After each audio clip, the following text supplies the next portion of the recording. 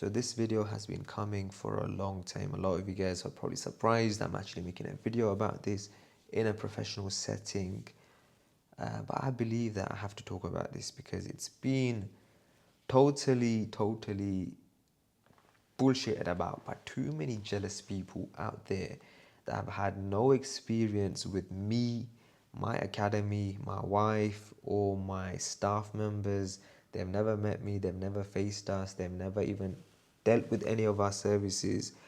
But these guys are making the most amount of noise, which is pretty stupid. But again, it is TikTok, and majority of this is happening on TikTok. So TikTok, as you guys know, has the most illiterate people sitting there commenting under fake personas and IDs and just talking bullshit. But at the end of the day, it's media, and I get it, it's fine. Like, people want to have some kind of drama, they like drama, and if there is drama, they get excited. However, it has gone a pretty out of hand over the past 2 months, I would say, since December end, when Daily Mail came out with this beautiful article with no fact checking, just straight bullshit, calling me conman husband, bankrolling my wife, and that we fled the UK and we're on the run, and my wife, which is funny because even on the same article it mentions that we came back to UK for a trip and we bought stuff in Hermes, what do we call it, Hermes, and we were splashing money in UK. Like, it was just completely funny because, like, how are we, if we fled the UK, why would we come back only 6 months ago? Like, it doesn't make sense. If you're on the run, why would they come and spend money and post that on Instagram for everyone in the whole world to see while we're in UK? People are just talking a lot of shit, which I completely understand. And there are people that are genuinely confused because they haven't seen the full story or any type of clarification from us. And to be honest, over the past 3-4 years, when this court case was resolved, I did think about talking about it in a lot of detail. So when I say a lot of detail, going through the evidence, going through the court case, going to it bit by bit. But then the advice from my lawyer was that I cannot expose the court documents which didn't go to trial because it's still under protected evidence, and because some of it was sensitive information, I cannot show it on a screen recording and just put it out there for you guys to watch. And even though that would clarify my side of the story or the full actual side of the story, because most people are coming to conclusions based on what articles say or headlines say rather than looking at the actual court document. So in fact, what we do is we'll start off this video by actually looking at the court document, which is public for everyone to see. And this was done or circulated on March 2021. So right now we're in February of 2025, 4 years ago. So this judgment is handed, blah, blah, blah, Jonathan Richards. In the summary judgment application, the FCA seeks relief against 24 Hour Trading Academy against Mr. Marika pursuant to Section 380 and 382 of the Financial Services and Markets Act, FSMA. So this S380 and S382, it's important to know, and Financial Services and Markets Act, it's like a rule book in simple terminology. And what it says here, the FCA's claim arises from two activities that defendants engaged in.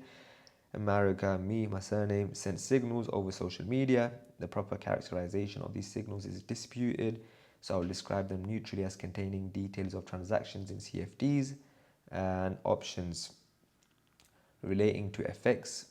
Mixed America considered to be second neutrally. FX brokers, ABA Trade and Vantage FX. These were the brokers that we were dealing with at that time for our students and clients.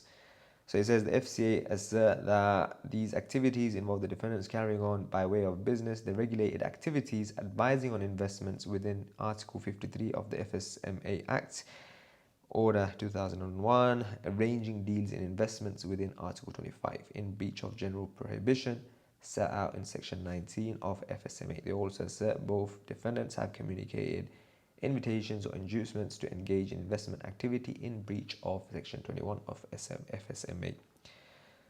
So this was what the FCA done before, to put in simple terminology. So what they said was that I sent signals, trading signals, and for me to provide trading signals, I should have been authorized. I should have been a regulated body or an individual to do that. Now, how did they come after me and not hundreds of other people that are still doing the same? Like, for example, as of today, there are many car YouTubers. Many of you, I'm not going to go ahead and say names. One of them, a famous car YouTuber, he goes around and talks about trading signals. He says, copy my trades and you can profit from them. Now, is he a trader? He's not a trader. He has someone that is actually sending signals for him under a Telegram group chat, and he's sending people into this group chat on Telegram, which is, it can be deleted at any time. There is no track record of who can open. Telegram can be opened by any member, any individual, fake account, whatever. But me, I did it under a limited company. That was 24-hour Trading Academy. I did it legally. I went through the legal route, and I did not think that I have to also get authorized. For me, at the time that I started this started this service, I had no idea that this required authorization. I thought that many people are doing it. I want to do the same thing, but I'm going to do it better. So my intention at the start was to track, record every single signal that I send, post it online, show the results, show that how many pips I'm catching, how much money people are making. And on a weekly and on a daily basis, I would provide updates on my trading results and signals publicly, not only for my clients, but publicly on social media. So I went all out with marketing, and because I personally felt like my trades were sick, my trades were good, they were beneficial for my students and clients, and those people that were following it right with good risk management, they were making money. Now, what ended up happening was they didn't come after me. So I started this, I believe, like 2017. So 2017, and then in 2021 or near the end of 2020, they came to me and said to me, like, look, what you're doing is regulated. We want to look into it. I was like, cool, no problem, because I was like, I'm not really, when you say regulated, for me, my idea was I'm not placing trades on people's platforms. People have trading accounts that they have created. They're going to execute the trades on the trading platform by themselves after receiving the signals. Whether they choose to act upon it or not is not in my hands. So I was not doing copy trading. So copy trading means I take a trade on my phone, it automatically replicates over onto your platform. So in my opinion, that was, at that time, I thought that that was the most regulated thing. That was the main regulated thing. Trading signals is not, because there is that barrier in between sending a tip or a trade to actual execution. So I was obviously wrong, because they have a big umbrella. This umbrella is that the general prohibition. What does the general prohibition says? It says that activity is a regulated activity for the purpose of this activity. Where does it say this? 1 second. Making arrangements, advising a person. Advising a person is a specified kind of activity. The advice is given to the person in his capacity as an investor or a potential investor in his capacity as an agent for investor or potential investor, and advice on the merits of his doing any of the following: buying, selling, blah, blah, blah. So this is such a huge umbrella that when it comes to advising, if you go ahead and tell your friend, like, look, Bitcoin, it looks like it's going up, why don't you put some money in? That's you regulating. You'd be caught under this umbrella. Now, many problems with this, because they just have a huge scope that they can catch people on. At the end of the day, they are doing their bit. So I'm not really out here trying to justify what I did. I will say that what I did when it comes to advising on investments, I got caught out on the umbrella.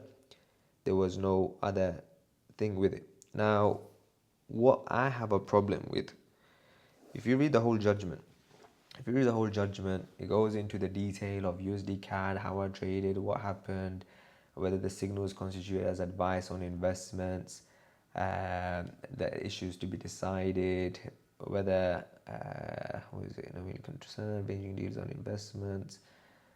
So this is the start of it. Now, as the start of it, let's go actually to the end of it, and then I'll talk about.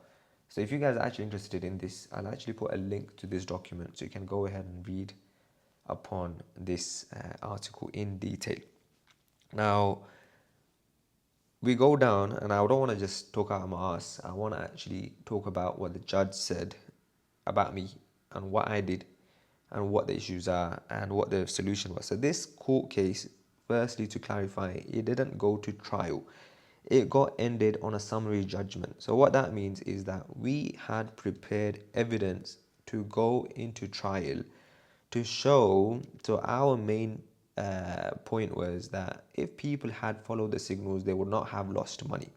And we got proof of this. We got people, traders, actual trading statements from the brokers themselves, AVA Trade Advantage FX, or people who took these trades from the signals and people that traded by themselves. We can actually compare it because each trading signal has a timestamp. So if I send a trading signal at 3 p.m. GBP USD and I have a list of 300 people and GBP USD I decide to buy and I call for a buy, and let's say 150 people decide to buy, that's actually a trade that people took because of me. They would have used the same stop loss, they would have used the same take profit. This is the trade that they took because of me. Same way, if they had followed for the rest of the week, 1, 2, 3 weeks, 4 weeks, and you were to tally up all the results of all the trades that they've taken because of me, our evidence was that these people were not losers because we had done cross-examination to show that causative loss from the signals was not present on any of those 20 people that we had picked randomly from random selection using trading statements from Vantage FX, which they provided. Now that document I cannot show because that is protected evidence. I don't know if I can talk about this, but again, me talking about it, I'm not showing anything. Could be anything. So, but that evidence was prepared, and that cost me nearly £120,000 of me teaching my lawyer how this works and what the whole idea, how it worked. Like my lawyer was not a forex trader, so for them they had to analyze the document, and that meant this amount of time that they spent. And I can't do the cross-examination task because if I do it, it will be biased. So they had to get a third party to do it, and that again is money. So we did that cross-examination, which was never seen and it never came out to broad daylight because the court case got ended, and our main defense was that there was no causative loss, and there was also the input that was made between my signal and also the client taking action, and also the education webinars and everything that was present there for the client to take on board prior to executing the trade. So clients were educated to a certain degree, not as well as our course did at that time, but they had educational content. Now those were factors which were to be going to go to trial if the court case went to trial. But when we presented it prior, the FCA decided to go for a summary judgment. So summary judgment essentially means that the court does not need to see the trial evidence and determine whether people had made causative loss, because the FCA in many areas they said that clients had lost money because of me, and this is a problem that I have until today because the causative loss is not proven. Even in the court document, the summary judgment did not go to that because that would have been the purpose of a trial.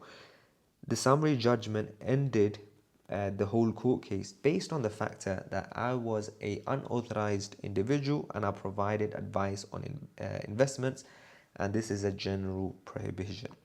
On that basis, the court case finished and we ended the whole case. Now, what did the judge say? So let's look at this. So remedies.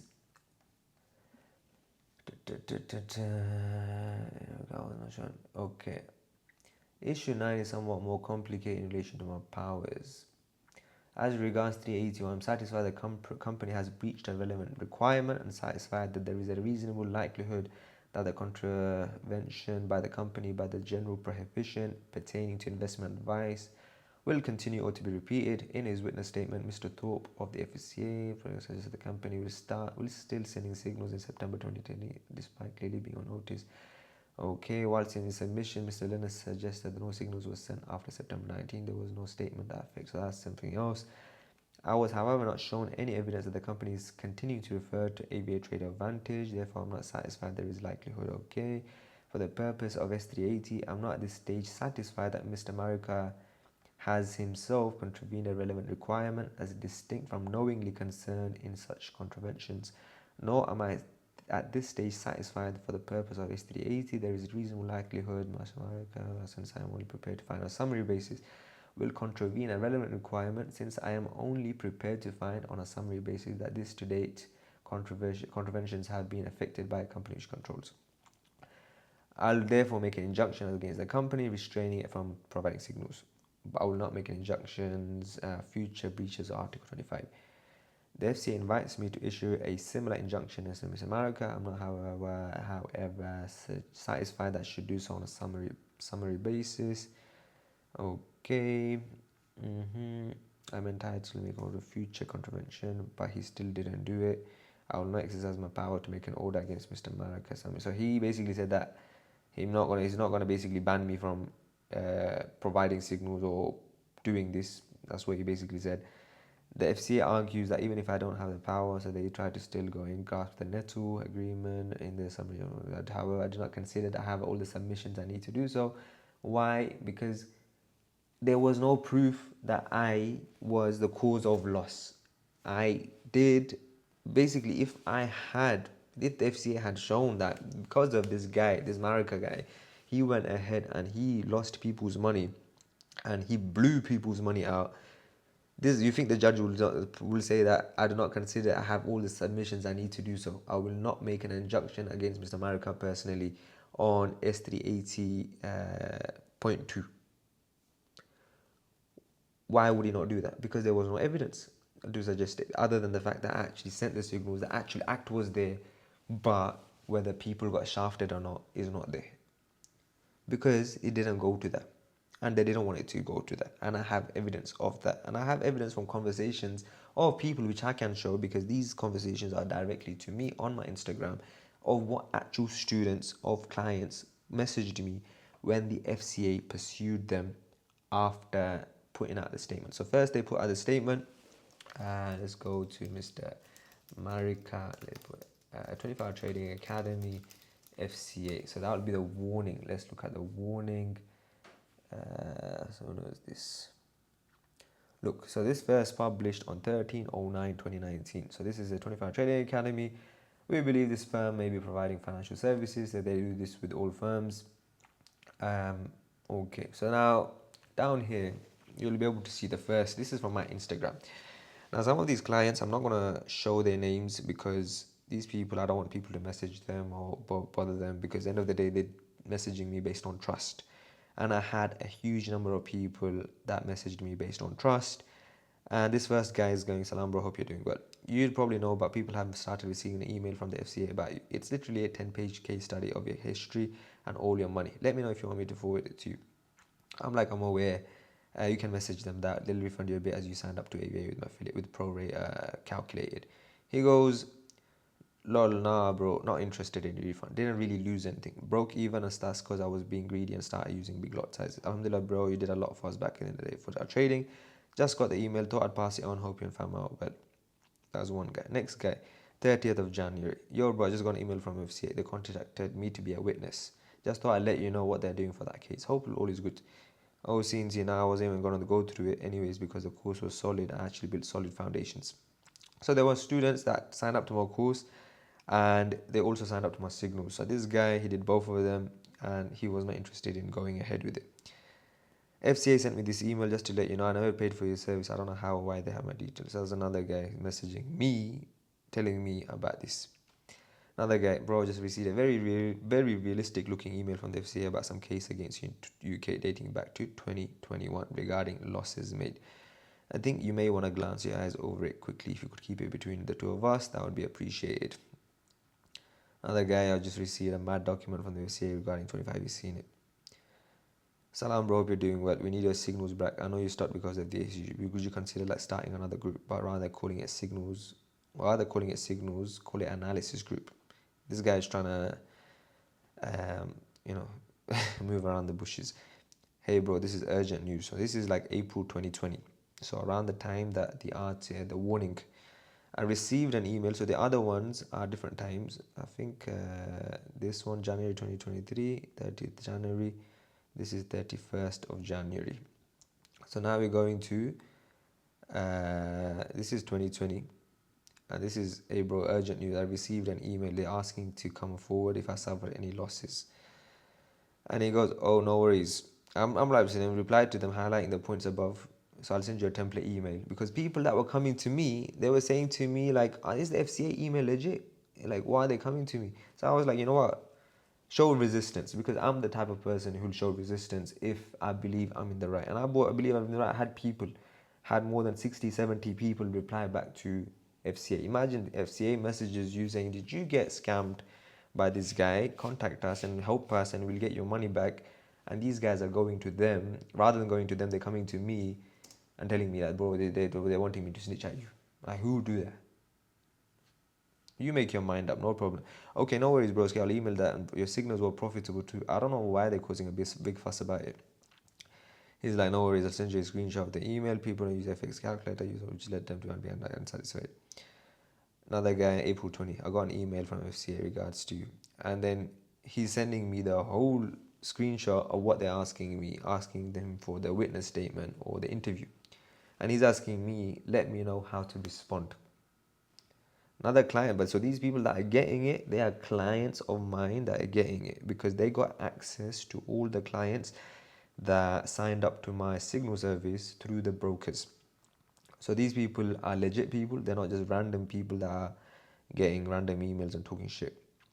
I'll email the next one. Salam bro, I just wanted to get a heads up of an email I received from, I don't know whether it's real or not. So this guy's even confused whether this email is actually real, that's from the FCA. And I'm like to him, what's your email again? Thanks for letting me know. So then he goes, I know there's bad people out there trying to milk you and put a mark on your name. Again, another client who's talking about it. Another guy, Salam, how are you? Good. Hope I just got this email from the FCA saying that they're doing some investigation into you. Just thought I'd give you a heads up if you didn't know. And he's saying, let me know if you want me to send you a screenshot. Another guy, FCA sent his email. This one's the same one from before. This was a court hearing. Got email from FCA. And he said, thought I'd let you know in case you weren't aware of this. No worries. So some of these guys legit don't think that I'm aware of what's going on. So they're wanting to help me out. Another guy, but I have a quick query if you don't mind. I keep getting emails from FCA about already trading. Is that genuine? As they are now asking for bank details to make payments to. So this is from the £150,000 that was paid to the FCA, which they did partial payments to. A lot of people that were promised payments to were not paid. And I know this because people told me that they were promised payments, including one person who actually works for me. He told me that he was promised a payment because he was also my client at one point. He was a student and now he's a mentor in my academy.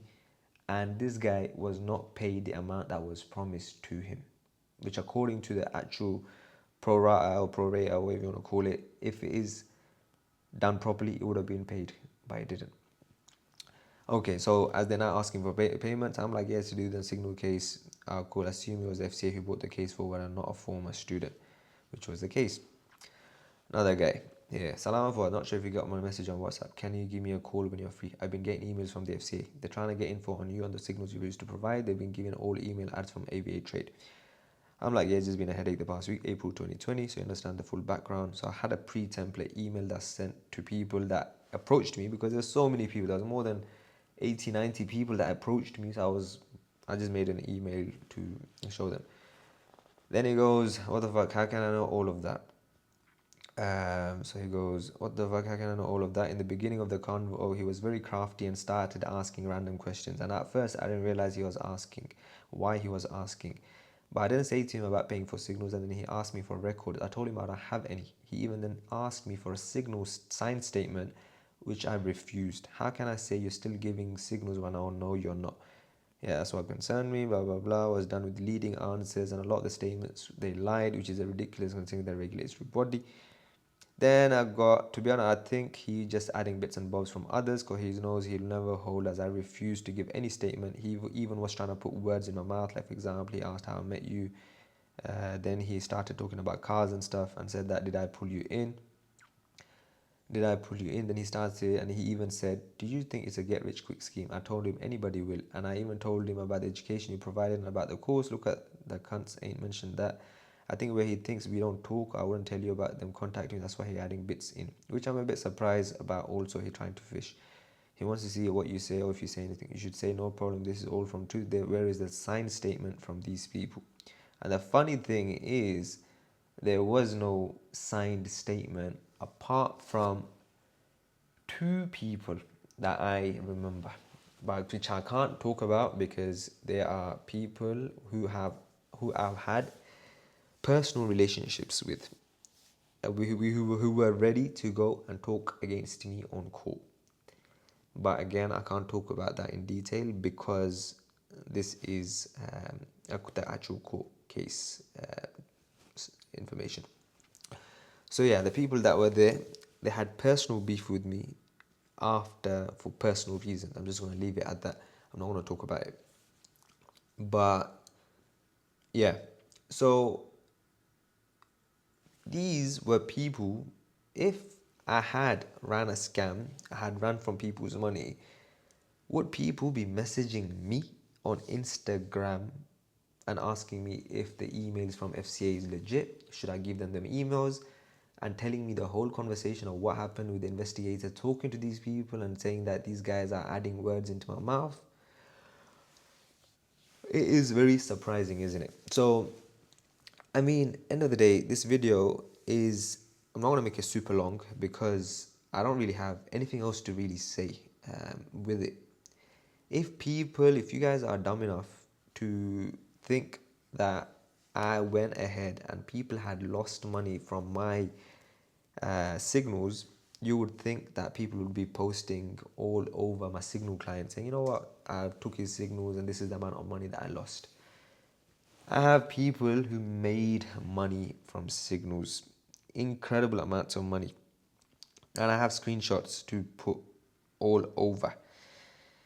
And I have even my most recent testimonial video that I put out there with Hamza, one of my friends. He made more than £30,000 with my signals. So this is where I think that if you guys are, so yeah, so I would say, I don't know how I'm scrolling on my computer phone. So yeah, so if you guys are there and there are people, like there's this chick on Instagram, like I don't even know who she is. She doesn't know us. She's never been a client of ours. Wears a hijab and she's like, oh, Daily Mail has posted about this, and there's like so many imbeciles saying, oh wow, like, oh, this, I didn't even know about this. Oh, this is this scammers. They ran away from UK. Like, what the fuck?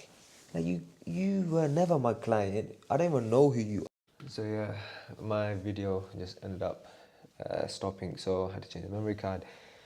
So yeah, this is what I say, because I feel like there are some people who are maybe even my course clients that are in the academy. They may be confused, that they might have people that ask them about what is his side of the story. And primarily I'm making this video for you guys because I feel like not a lot of people really know the full story. Like, not a lot of people have gone and read the 24-Hour Trading Academy reviews on Trustpilot. We have so many reviews on Trustpilot from the old program, so 2019. We have reviews on Google Reviews, which is more than 50 reviews that we have on on Google Reviews. So if people want to call scam, people want to speak bullshit, I say bring the evidence. Bring the evidence. Show me that what I've sent as signals was not profitable. You lost money.